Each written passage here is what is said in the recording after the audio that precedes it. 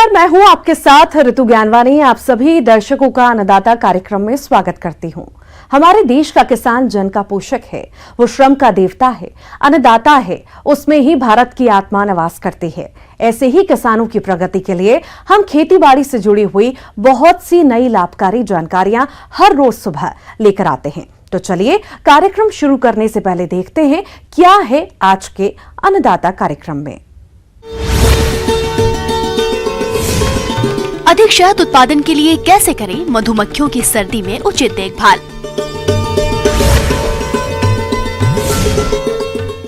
बैगन की फसल के सही प्रबंधन से बढ़ेगा उत्पादन।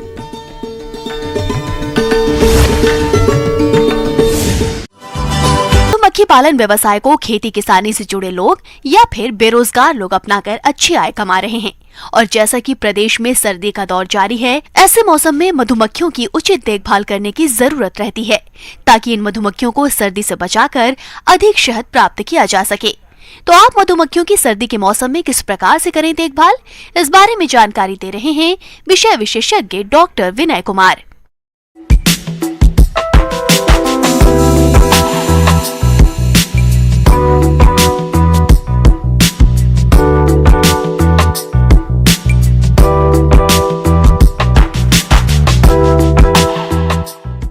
मधुमक्खियों में जाड़े का प्रबंधन, इसके लिए मधुमक्खी पालक ये ध्यान देंगे कि सबसे पहले तो मधुमक्खियों का अगर वंश वहाँ है और भोजन की प्राप्ति ना हो रही हो किसी कारण से, तो कृत्रिम भोजन देंगे। कृत्रिम भोजन के लिए चीनी का घोल ही देंगे, दूसरा कुछ नहीं देंगे, क्योंकि कभी कभी कोई किसान भाई गुड़ का भी प्रयोग कर देते हैं। मधुमक्खी पालक ऐसा नहीं करेंगे क्योंकि गुड़ के प्रयोग से समस्या होती है, तो इसमें चीनी का ही प्रयोग करेंगे। 300 से 400 ग्राम उतना ही पानी में घोल बना के एक प्रति बक्से में देंगे। ये मात्रा रहेगा प्रति बक्से का एपिस मेलिफेरा के लिए, और इससे भोजन की प्राप्ति हो जाएगी। सर्दियों में मधुमक्खी की कॉलोनियां बड़ी तेजी से बढ़ती हैं, इसलिए फ्रेमों पर मामी सीट लगाना बहुत जरूरी होता है। ये मधुमक्खी के लिए बच्चे पैदा करने एवं शहद इकट्ठा करने का उपयुक्त समय होता है, क्योंकि इस समय सरसों, राई और अन्य रबी फसलों में फूल खिलते हैं। इस समय अच्छी संख्या वाले मधुमक्खी बक्सों का विभाजन करना चाहिए। बक्सों को ठंडी हवाओं से बचाकर खुली धूप वाले स्थान पर रखें। साथ ही बक्सों को सर्दी से बचाव के लिए सूखी घास या फटे पुराने कपड़ों की पैकिंग करके ढक दें। अच्छे प्रबंधन द्वारा इस समय 3 से 4 बार शहद निकाला जा सकता है। दूसरा ये देखना है, अगर मक्खी कम है, ऊपर में अगर सुपर लगा है तो डमी लगा के उसको पुआल से जगह को भर देंगे, जिससे क्या होगा कि मक्खी को जो ठंड का समस्या है उससे निजात मिलेगा। अगर मक्खियों में ठंड ज़्यादा लग जाएगी तो बहुत तरह का बीमारी भी होने लगता है, जिससे नुकसान होता है। बॉक्स रखने के लिए ऐसे क्षेत्रों का चयन करें जहां पर फूल वनस्पति भरपूर मात्रा में उपलब्ध हो। बॉक्सों को सीधे जमीन पर नहीं रखें। मधु बॉक्सों को ऐसे खेतों के आसपास नहीं रखें जिनमें बहुत ज्यादा कीटनाशकों का छिड़काव किया जाता हो। मधुमक्खियों को जीवित रहने और विकसित होने के लिए निरंतर ताजे और साफ पानी के सुगम स्रोत के आसपास रखें। 2 बात पे ध्यान रखेंगे, एक तो मक्खियों को ठंड नहीं लगे, दूसरा वंश अगर बहुत ही कमज़ोर है तो 2 वंश को एक कर दें, इससे बकछूट का भी समस्या समाधान हो जाएगा। दूसरा साफ सफाई का ध्यान रखें, और जो बक्से हैं वो खुले वातावरण में रखें, जहां सीधी बहुत अच्छी धूप आती हो वैसे जगह पे रखें। जहां धूप नहीं आती हो वैसे जगह से हटा के उसको धूप वाली जगह पे रखें। मधुमक्खियों में लगने वाले कीटों में सबसे घातक माइट कीट होती है। माइट कीट एक परजीवी कीट है जो अन्य फसलों के साथ साथ मधुमक्खी पालन में भी पाया जाता है। जिस भी मधुमक्खी में ये कीट लगता है उसके अंडे, ब्रूड और उसके पंख कट जाते हैं। इस तरह से मक्खी विकलांग हो जाती है। माइट की रोकथाम के लिए 85 mg फार्मिक एसिड का उपयोग रुई के फाहे में एक लकड़ी की मदद से लपेटकर बक्से में रखें। इसकी गंध से कीटों से छुटकारा पाया जा सकता है। इसके अलावा ऐसी जगह जहाँ पर कीटों का प्रकोप ज्यादा होता हो, वहाँ पर मधुमक्खियों को परागण के लिए पलायन ना करें। माइट कीट से प्रभावित मधुमक्खी के अंडे और लार्वा वाले छत्ते स्वस्थ मधुमक्खियों से दूर रखें। मधुमक्खियों को भोजन में पर्याप्त पोषक तत्व उपलब्ध कराएं। मधुमक्खियों की स्टैड के नीचे कटोरियों में पानी भरकर रखें। इससे चींटियों का प्रकोप नहीं होगा। वर्प को पकड़कर तुरंत मार दें। साथ ही छिपकली, मेंढक एवं चिड़ियों से बचाव करें। इसी क्रम में यह है कि मधुमक्खी का जो निकास जो द्वार है उसको थोड़ा सा छोटा भी कर देते हैं। दूसरा, हवा के विपरीत दिशा में इसको रखेंगे, हवा की दिशा में नहीं रखेंगे। ये इन सब बातों का ध्यान रख के सर्दियों में मधुमक्खी पालक अपने मधुमक्खी वंश का देखभाल कर सकते हैं। किसान भाइयों, अब लेते हैं एक छोटा सा ब्रेक।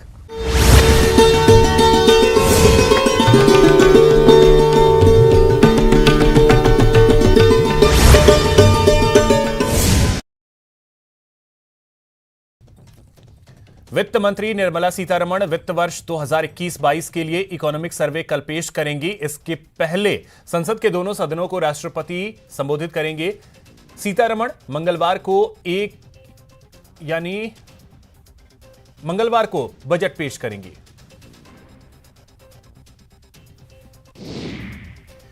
केंद्र पर किसानों के किए गए वादों को पूरा नहीं करने का आरोप लगाते हुए भारतीय किसान यूनियन के नेता राकेश टिकैत ने कहा कि कल कृषि मुद्दों पर देश भर में विश्वासघात दिवस मनाया जाएगा। इत्तेहाद मिल्लत काउंसिल के प्रमुख मौलाना तौकीर रजा खां की बहू रही निदा खान ने आज बीजेपी की सदस्यता ग्रहण कर ली। उन्होंने कहा कि 3 तलाक कानून लाने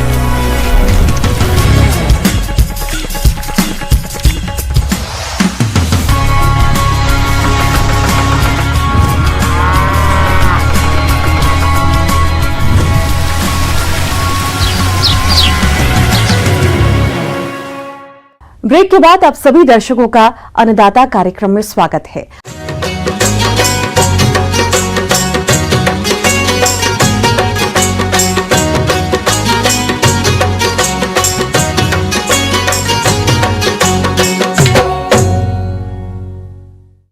प्रदेश में बैगन की खेती बहुत से किसान करते हैं और जिन किसानों ने बैगन की फसल लगा रखी है, वे किसान इस फसल से अधिक पैदावार लेने के लिए इसमें किए जाने वाले कार्यों को समय पर करें।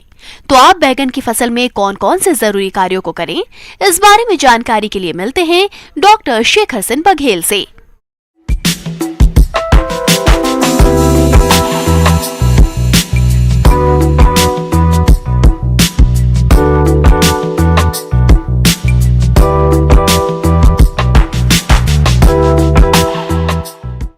किसान भाइयों, अगर हम सब्जी वर्गीय फसलों की बात करते हैं तो बैगन हमारी महत्वपूर्ण फसल है और किसानों को अच्छा आमदनी प्रदान करती है। इस वक्त अगर हम खेतों में बात करें तो बैगन की फसल का पुष्पन एवं फलन की अवस्था है और इस समय हमें चाहिए कि कुछ हम खेत में समसामयिक गतिविधियां हैं, जिन कार्य हैं जो उनको हमारे किसान भाइयों को करना चाहिए।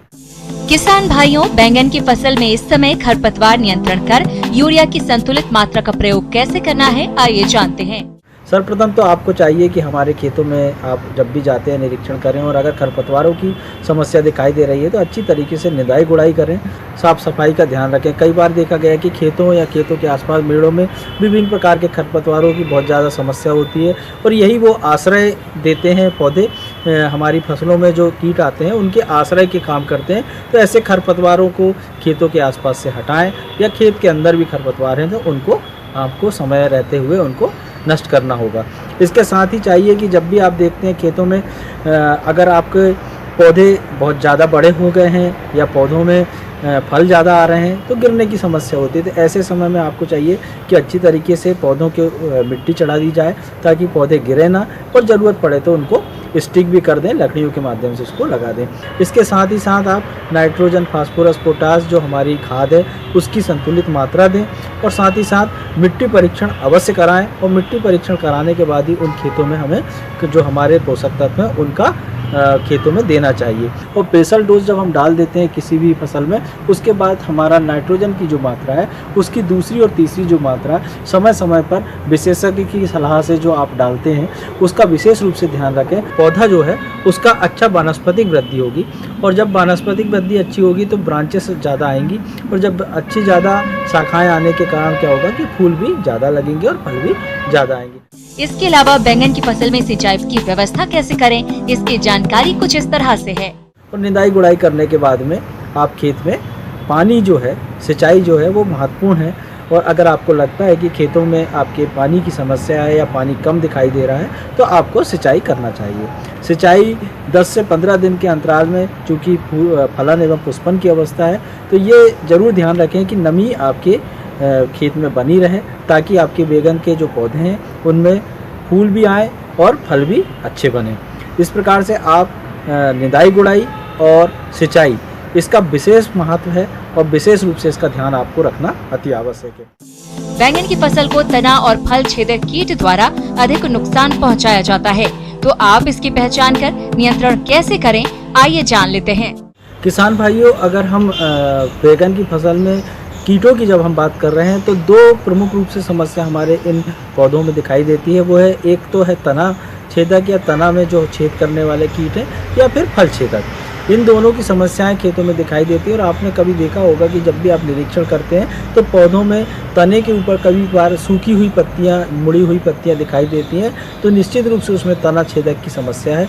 इसके अलावा फलों में कहीं कहीं पर छेद दिखाई देते हैं, पौधों जो फलों का आकार है वो विकृत रूप में दिखाई देता है। तो ऐसे फलों को जब आप देखेंगे तो कहीं ना कहीं आपको छेद दिखाई देगा, और ये फल छेदक की समस्या है। इनकी रोकथाम हमें समय रहते करना है। प्रारंभ से ही हमको कुछ कीट व्याधियों की समस्या आती है तो हमें चाहिए कि ऐसे खेतों में आप टी आकार की कुछ लकड़ी लगा दें, ताकि उसमें पक्षी बैठेंगे, और जो कीट वगैरह जो हैं प्रारंभिक अवस्था में अगर लगते हैं पौधों में तो उनसे रोकथाम हो सकती है। हमारे कीट की समस्या आ रही है तो हमें चाहिए कि फेरोमोन ट्रैप लगाएं, या फिर आप लाइट ट्रैप भी लगा सकते हैं। इससे ये पता लगता है कि हमारे खेतों में किसी प्रकार के कोई कीट आ रहे हैं तो उनकी संख्या पता लग जाती है, और उस हिसाब से हम समसामयिक उसमें दवाइयों से उपचार किया जा सकता है। जो प्राकृतिक चीज़ें हैं जैसे नीम तेल है, इनका इस्तेमाल करें तो नहीं समस्याएं जो हैं वो कम आती हैं। लेकिन इस बात का ध्यान रखें कि जब भी हमें बहुत अधिक मात्रा में कीट की समस्या दिखाई दे रही है तो हमें फिर रासायनिक दवाओं की ओर जाना होगा। और ऐसे में हमें चाहिए कि इमेडाक्लोपिड जो है वो इस दवा का इस्तेमाल करें, और 1 ml प्रति लीटर पानी में घोल बनाकर इसका छिड़काव करें। और जब भी देखते हैं आपकी बहुत ज़्यादा कीट आ रहे हैं तो इसके अलावा जो दवाइयाँ हैं उनका हमेशा फलों को तोड़ने के बाद ही खेतों में आपको छिड़काव करना है, ताकि समय 10 से 15 दिन का एक समय मिल जाए, ताकि उनका प्रभाव हमारे फलों पर कम से कम हो। आगे और भी है खेती बाड़ी से जुड़ी हुई बहुत सी रोचक जानकारियां। यहां रुकेंगे एक और ब्रेक के लिए।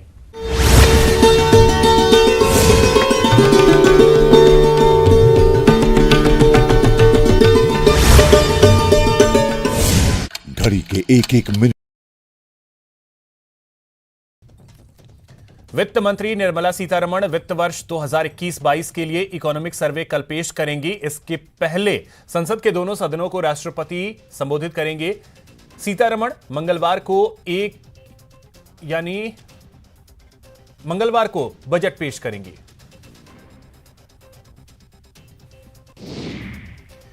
केंद्र पर किसानों के किए गए वादों को पूरा नहीं करने का आरोप लगाते हुए भारतीय किसान यूनियन के नेता राकेश टिकैत ने कहा कि कल कृषि मुद्दों पर देश भर में विश्वासघात दिवस मनाया जाएगा। इत्तेहाद मिल्लत काउंसिल के प्रमुख मौलाना तौकीर रजा खां की बहू रही निदा खान ने आज बीजेपी की सदस्यता ग्रहण कर ली।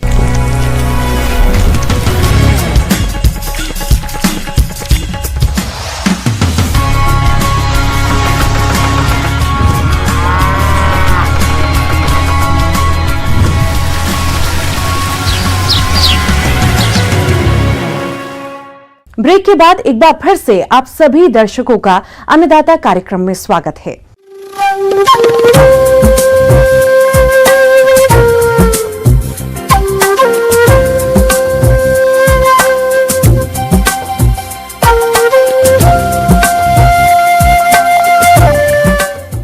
मौसम विभाग के रिपोर्ट पर साप्ताहिक कृषि सलाह इस प्रकार है।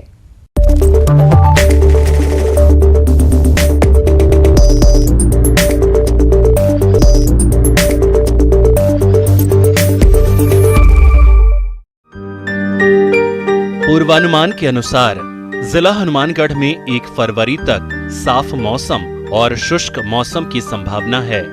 आगामी दिनों में दिन रात के तापमान में 1 से 2 डिग्री बढ़ोतरी के आसार हैं। 5 दिनों में अधिकतम तापमान 21 से 24 डिग्री सेल्सियस और न्यूनतम तापमान 4 से 7 डिग्री सेल्सियस रहने का अनुमान है।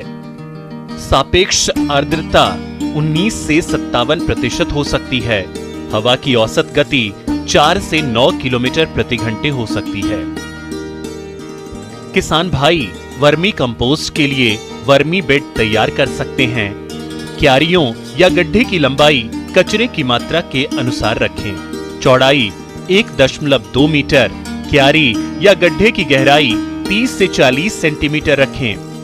सबसे पहले नीचे मोटे कचरे की 5 से 7.5 सेंटीमीटर तह बिछाएं। 30 से 40% पानी रहे। अब ठंडे गोबर की 5 सेंटीमीटर मोटी तह समान रूप से बिछाएं। इसे 5 से 8 बार दोहराएं जब तक गड्ढा भर न जाए।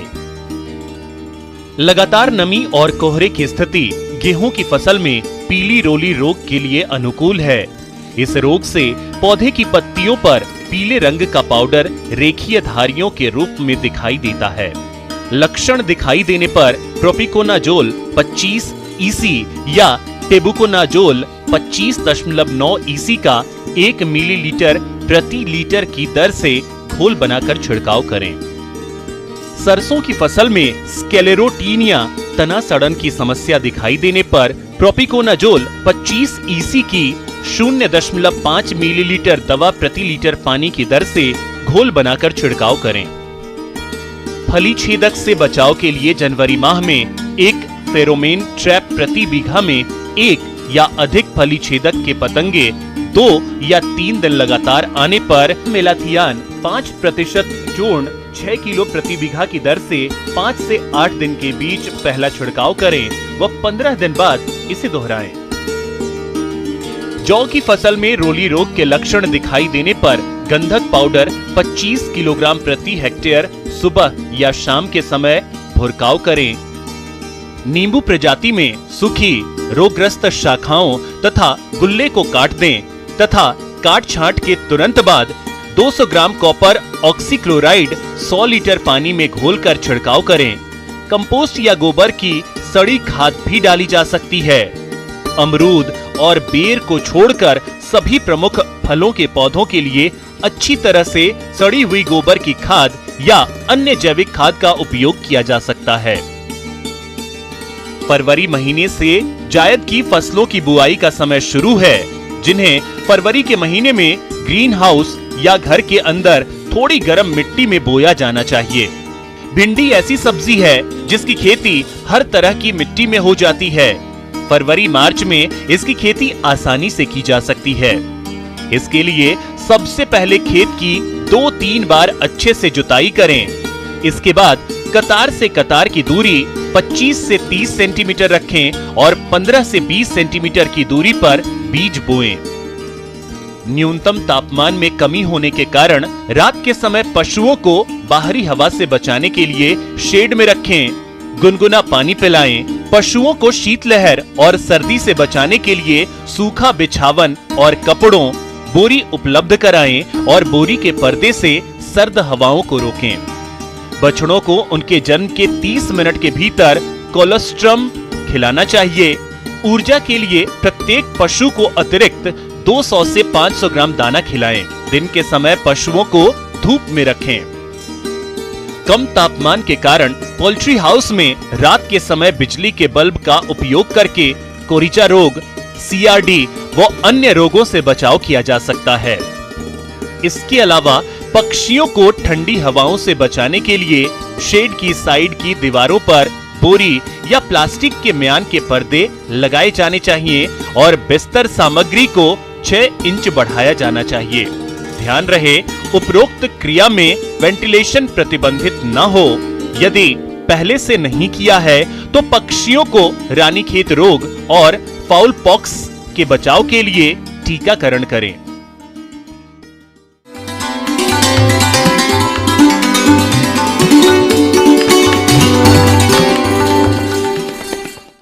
और आइए अब जानते हैं अन्नदाता निशुल्क फोन के माध्यम से पूछे गए समस्याओं का समाधान। अन्नदाता निशुल्क फोन संपर्क सेवा के माध्यम से पूछे गए प्रश्नों में से आज हमने जिस प्रश्न को कार्यक्रम में शामिल किया है उसे पूछा है ग्राम अकेरा, जिला बारां के कृषक रोशन सिंह ने। आप समेकित कृषि प्रणाली के बारे में जानकारी चाहते हैं तो रोशन सिंह जी आपकी जिज्ञासा के लिए प्रस्तुत है कार्यक्रम का ये अंश।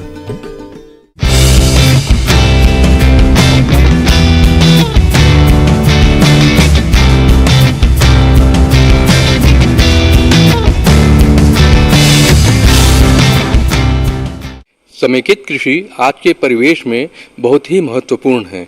हम सभी जानते हैं कि बढ़ती हुई जनसंख्या के आधार पर हमारे जो ज़मीन उपलब्ध है किसानों के लिए वह बहुत कम होती चली जा रही है। जहाँ तक समेकित कृषि की बात है, यह एक मिश्रित खेती है जिसमें हम सभी जानते हैं कि किसी एक ही उपादान को लेकर के हम अधिक से अधिक अन्न उत्पादन नहीं कर सकते जब तक कि हमको इसमें मिश्रण नहीं करना पड़ेगा। समेकित कृषि में इसी बात का ध्यान रखा जाता है। समेकित कृषि प्रणाली।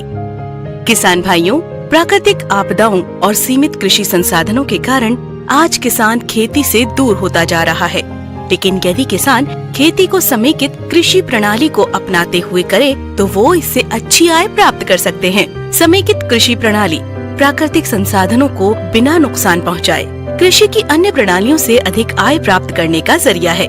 समेकित कृषि प्रणाली में 2 या 2 से अधिक ऐसी फसलों या कृषि व्यवसायों को एक साथ एक स्थान पर इस प्रकार किया जाता है कि जिससे वो एक दूसरे को बिना हानि पहुंचाए एक दूसरे के लिए लाभकारी और सहायक हों। यदि हम कोई भी फसल उगा रहे हैं तो उस फसल का जो हमारा बाई प्रोडक्ट आ रहा है या जो उसका अवशेष आ रहा है उसका किस तरह से हम उपयोग दूसरे उपादान में कर सकें। जैसे कि हम धान उगाते हैं, धान उगाने से हमारा पुआल होता है, तो पुआल का उपयोग हम चारा के रूप में हम मवेशियों के लिए यूज़ कर सकते हैं। मवेशियों से जो गोबर आता है उसको हम खेत में डाल सकते हैं। तो ये एक चक्र रूप में हुआ। तो इस तरह से किसी भी पदार्थ का हमारा वेस्ट नहीं हुआ, बेकार नहीं हुआ। तो ये हमारा कृषि समेकित कृषि कहलाता है। समेकित कृषि प्रणाली अपनाने से पूर्व आप ये जान लें कि आपके क्षेत्र की मांग क्या है। आप क्षेत्र के बाजार और उपलब्ध संसाधनों के आधार पर मॉडल का चयन करें। वैसे समेकित कृषि प्रणाली के कई मॉडल हैं। यहाँ पर समेकित कृषि के बहुत प्रचुर संभावना है। हम विविध तरह के उपादानों का हम सम्मिश्रण करके हम अधिक से अधिक आय कर सकते हैं। जैसे कि मान लीजिए हमारे पास अपलैंड यानी ऊपर वाली भूमि है, मध्यम भूमि है, लोअर भूमि है, निचली भूमि है। तो इससे हम अलग अलग व्यवसाय की बात सोच सकते हैं। जैसे ऊपर वाली भूमि है तो वहाँ पर हम मधुमक्खी पालन, कुछ फल के बागान या सब्जी की पोषण वाटिका हम बना सकते हैं। मधुमक्खी पालन का भी कर सकते हैं, मशरूम का भी प्रोडक्शन कर सकते हैं। अब ये मध्यम भूमि है, मध्यम भूमि में हम जो अधिक जल का थोड़ा सा उपलब्धता होती है तो वहाँ पर धान, गेहूँ, मक्का, धान और इस तरह की फसलें ले सकते हैं। लेकिन और निचले चले जाते हैं तो वहाँ पर हम लोग जो पानी हमारे क्षेत्र में होता है उसको इकट्ठा करके उसको तालाब बना सकते हैं और उसको अन्य फसल को हम उसको सिंचाई की व्यवस्था कर सकते हैं। इसके साथ ही साथ उस तालाब में हम मछली का भी उत्पादन कर सकते हैं। तो इस तरह से आप देख रहे हैं कि कई विविध तरह के हम व्यवसायों को अपने एक ही क्षेत्र में ले रहे हैं। समेकित कृषि प्रणाली कृषि की आधुनिकतम तकनीक है और इस प्रणाली से खेती करने पर किसानों को किसी न किसी माध्यम से आमदनी होती रहती है। साथ ही इसके और कई फायदे हैं। इस प्रणाली में पशुपालन को सम्मिलित करने पर इनसे दूध उत्पादन तो मिलता ही है, साथ ही साथ इनसे प्राप्त गोबर का मछली आहार, बायोगैस बनाने में और खाद के रूप में प्रयोग करने पर अतिरिक्त लाभ भी मिलता है। साथ ही गौमूत्र का कीटनाशक के रूप में प्रयोग भी कर सकते हैं। इतना ही नहीं, प्रणाली के अंतर्गत मुर्गी पालन, खरगोश पालन, बतख पालन भी कर सकते हैं और इनके आहार में कृषि अवशेष का प्रयोग करें तो व्यवसाय की लागत को भी कम कर सकते हैं। इनसे मांस तो प्राप्त होता ही है, साथ ही साथ इनकी वीट का प्रयोग भी आप मछली आहार में कर मत्स्य पालन की लागत को भी कम कर सकते हैं। इस प्रकार किसान भाइयों, यदि आप समेकित कृषि प्रणाली को अपनाते हैं तो आपको निश्चित ही लाभ मिलेगा। अभी किसान भाइयों को मैं थोड़ा सा सलाह दूंगा कि किस तरह से हमारी समेकित कृषि हमारे बदलते हुए वातावरण या जलवायु को किस तरह से उसका फायदा ले सकते हैं। अभी जैसे आप जान रहे हैं, पूर्व में घोषणा हुई थी कि इस बार हमारा मानसून बहुत अच्छा होगा, मानसून की वर्षा बहुत अच्छी होगी, लेकिन शुरू में तो ठीक हुआ, लेकिन फिर इधर 10, 12, 15 दिन का जो गैप आ गया तो उससे किसानों को बहुत बड़ी निराशा हुई। तो ऐसे समय में अब किसान भाई यदि समेकित कृषि करते तो कुछ उपाय वो अपने, जैसे कि पोषण वाटिका में अगर सब्जी की बात करते हैं, लतर वाली जैसे सेम है, चाहे लौकी है, या हमारी कुकुरबिट प्रजाति की नेनुआ, झिंगी, करेला इत्यादि को भी अगर वो लगाते तो इसका उनको लाभ अवश्य मिलता। तो मैं हमेशा कहूँगा कि किसान भाई दोनों परिस्थितियों में एक प्लानिंग करें। यदि हमारा नॉर्मल रेनफॉल हो रहा है, नॉर्मल वर्षा हो रही है, तो उसमें हमको क्या करना है, और यदि हमारा स्ट्रेस पड़ रहा है तो उस कंटिजेंट प्लान में हमको क्या करना है, क्योंकि एक बुद्धिमान किसान जो है वह कभी भी मौसम की मार से हार नहीं खाएगा। किसान भाइयों, कृषि संबंधित समस्या और सुझावों के लिए आप हमें इस पते पर संपर्क कर सकते हैं। प्रोड्यूसर अन्नदाता, news 18 Rajasthan, Ramoji film city, Hyderabad 501512। साथ ही आप हमें ईमेल भी कर सकते हैं। हमारी ईमेल आईडी है p18annadattarajasthan@nw18.com। इसके अतिरिक्त आप हमें निशुल्क हेल्पलाइन नंबर 180088926163 पर सोमवार से शनिवार सुबह 10 से शाम 4 बजे के बीच संपर्क कर सकते हैं। अब समय हो रहा है आपसे विदा लेने का। कल फिर मुलाकात होगी कृषि से जुड़ी महत्वपूर्ण जानकारियों के साथ। नमस्कार।